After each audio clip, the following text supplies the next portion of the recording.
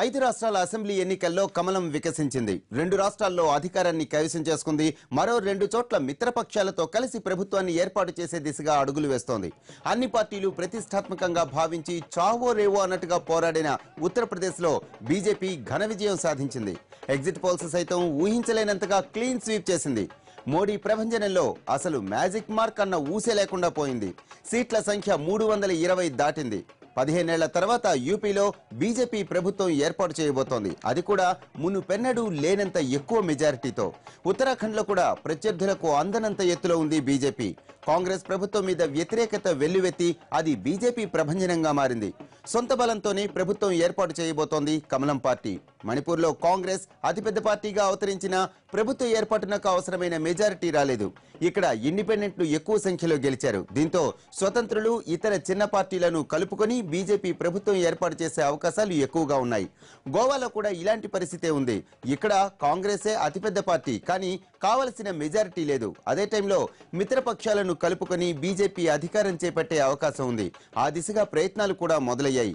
ఇక నికరంగా కాంగ్రెస్ ఖాతాలో పడింది పంజాబ్ మాత్రమే. ఇక్కడ పూర్తి మెజారిటీతో అధికారం చేపట్టబోతోంది.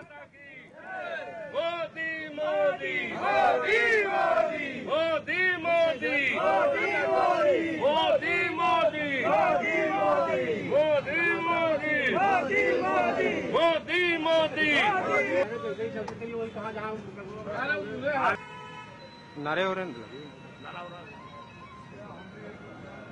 मोदी मोदी मोदी मोदी मोदी मोदी मोदी मोदी मोदी वंदे मातरम वंदे मातरम वंदे मातरम भारत माता की जय भारत माता की जय वंदे मातरम वंदे मातरम वंदे मातरम वंदे मातरम भारत माता की जय मोदी मोदी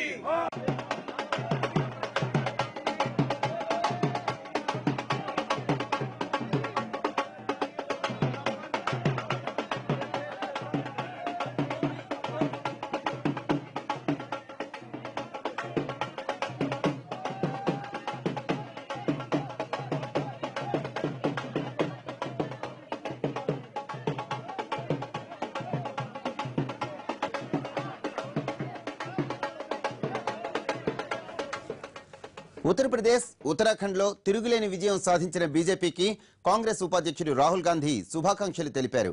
ప్రధానమంత్రి నరేంద్ర మోడీని అభినందిస్తూ రాహుల్ ట్వీట్ చేశారు. దీనికి మోడీ కూడా స్పందించారు. ప్రజాస్వామ్యం విజయం సాధించిందన్నారు. పంజాబ్లో విజయం సాధించిన కెప్టెన్ అమరీందర్ సింగ్ ను ప్రత్యేకంగా అభినందించారు ఆయన. కొన్ని రాష్ట్రాల్లో తమకు ప్రతికూల ఫలితాలు ఉన్నా ప్రజా సమస్యల విషయంలో తమ పోరాటం కొనసాగుతూనే ఉంటుందన్నారు రాహుల్.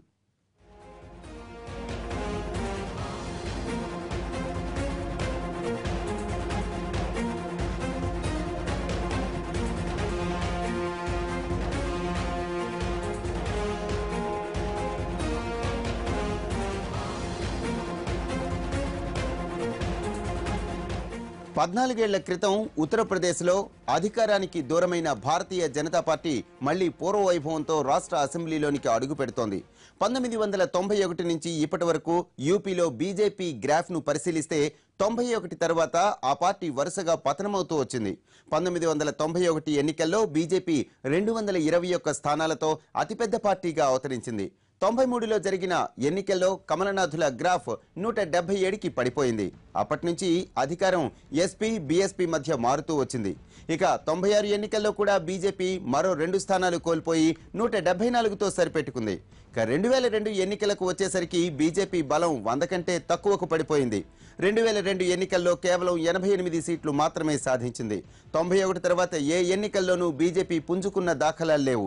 2007 ఎన్నికల్లో బీజేపీ చావు దెబ్బతింది. 403 సీట్లున్న యూపీ అసెంబ్లీలో బీజేపీ బలం 51కి పడిపోయింది. కమలాన్ని వికసింపచేసేందుకు బీజేపీ పెద్దలు ఎన్ని ప్రయత్నాలు చేసినా యూపీ కుల రాజకీయాల ముందు నిలబడలేదు. అందుకే 2012 ఎన్నికల్లో కూడా బీజేపీ ఘోర పరాజయాన్ని చవిచూసింది. 91లో 221 సీట్లతో అతిపెద్ద పార్టీగా ఉన్న బీజేపీ 2012 వచ్చేసరికి 47 సీట్లతో నామమాత్రంగా మిగిలిపోయింది. ఇదంతా యూపీలో బీజేపీ గత చరిత్ర. అసలు పార్టీకి భవిష్యత్తు ఉంటుందా అన్న అనుమానాలు కూడా బీజేపీ అగ్రనాయకత్వాన్ని వెంటాడాయి. కానీ ఇప్పుడు యూపీలో బీజేపీ చరిత్రను తిరగరాసింది. ఎవరి ఊహలకు అంచనాలకు అందనంత ఎత్తుకు ఎదిగిపోయింది. యూపీలో బీజేపీని ఒంటి చేత్తో గెలిపించారు మిస్టర్ మోడీ. బీజేపీ హవా ముందు మ్యాజిక్ ఫిగర్ ఊసే లేకుండా పోయింది. 324 సీట్లలో స్పష్టమైన ఆధిక్యం సాధించి యూపీలో తిరిగి పట్టు సాధించాలనుకున్న చిరకాల కోరికను నెరవేర్చుకున్నారు కమలనాథులు.